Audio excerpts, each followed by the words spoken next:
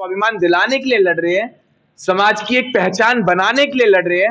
अगर भूल चूक कभी इस लंबे सफर में, क्योंकि लड़ाई बहुत लंबी है, बहुत लंबा हमें चलना है, तो इस पूरे सफर में कभी हमसे कोई गलती हो जाए तो हमारा समाज हमें साथ बैठाकर हमारी गलती बताने का काम करे और उसे सुधारने के लिए अपना सुझाव भी दे, लेकिन कभी मुंह ना फुला के बैठे। ये हम अपने समाज से क्या कर जाएंगे।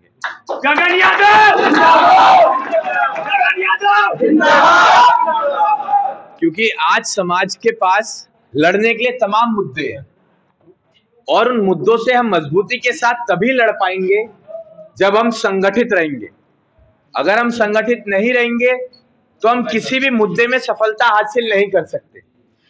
तो जरूरी है हम लोगों का संगठित रहना और जरूरी है हम लोगों का समाज की जब कोई आवाज उठ रही होती है तो उस आवाज में अपनी भी दहाड़ को घोलने का ये हम लोगों की पहली प्राथमिकता होनी चाहिए। एक कविता थी ना, साथी हाथ बढ़ाना, एक अकेला थक जाएगा मिलकर बोझ उठाना। तो अभी हम सबकी जिम्मेदारी है कि हम इस समाज, ये समाज अकेला मेरा नहीं है, ये समाज जितना मेरा उतना आपका भी है। इस समाज के मुद्दे जितने मेरे लिए जरूरी है उतने आपके लिए भी जरूरी है।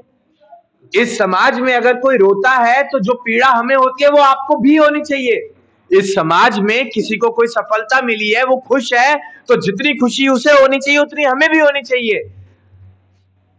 बल्कि ये नहीं होना चाहिए कि ये खुश है तो ये खुश क्यों है, और उसकी खुशी के बदले आप दुखी हैं, ऐसा कभी ना हो। क्योंकि इससे समाज जुड़ता नहीं है, समाज इससे टूटता है। आप लोगों को एक दूसरे की सफलता को, एक दूसरे की खुशी को अपनी सफलता, अपनी खुशी मानकर चलना पड़ेगा, तभी ये समाज इस भाव के साथ जुड़ पाएगा। नहीं तो यकीन मानिएगा हम बिखरे हुए हैं, हम टूटे हुए हैं, हम बहुत ताकतवर हैं, हमारी संख्या बहुत है, लेकिन हम बिखरे हुए हैं, हम टूटे हुए हैं। अगर इनको जोड़ा जा सकता है तो भावों के ही सहारे जोड़ा जा सकता है, और अगर भाव नहीं होंगे तो समाज नहीं जुड़ पाएगा। और वही भाव आज हम हर जिले में, हर प्रदेश में अपने लोगों के अंदर डालने का काम कर रहे हैं। और हम ये नहीं कहते हैं कि हम जातिवाद कर रहे हैं।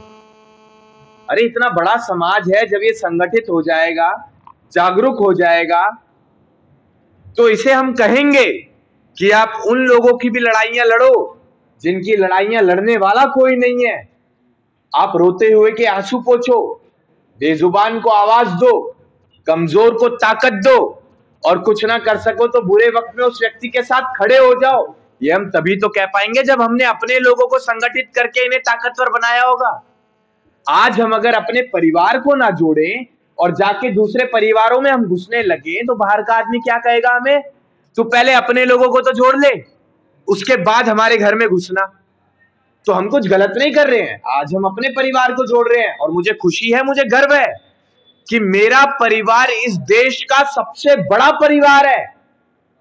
26 करोड़ है हम, और इतना बड़ा परिवार, तो ये तो हमारी पहली प्राथमिकता बैठती है कि हम इसे पहले जोड़े।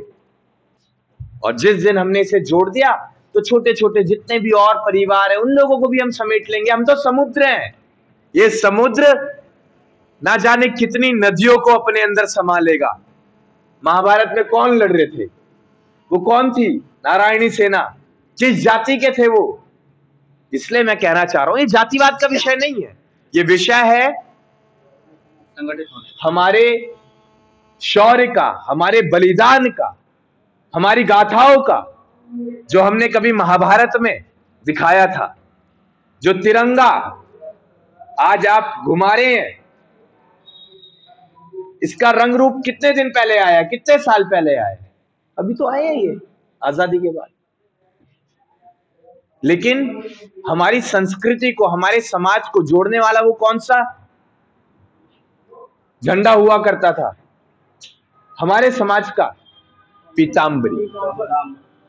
तो आज जितना हम सम्मान इस तिरंगे को देते हैं उतना ही सम्मान हमें अपने झंडे को भी देना है, उस पीतांबरी को भी देना है। जब उस पीतांबर को हम लहराएंगे तो यकीन मानिए ये ऐसा समाज है जो कश्मीर से लेके कन्याकुमारी तक बैठा हुआ है। इससे बड़ा समाज नहीं है। बस कोई आवाज उठाने वाला नहीं आया, कोई लड़ने नहीं आया, जिस वजह से आज ये सब अपने बंद घरों में कैद हैं। आज इनकी कुंडियां हमें खड़खड़ानी पड़ेंगी, आज इन्हें घरों से बाहर निकालना पड़ेगा, क्योंकि आज वक्त की जरूरत है। आज जरूरत है कि इन्हें उठाया जाए। अब कुंभकर्ण का भी सोने का भी टाइम था, तो उठने का भी तो टाइम था।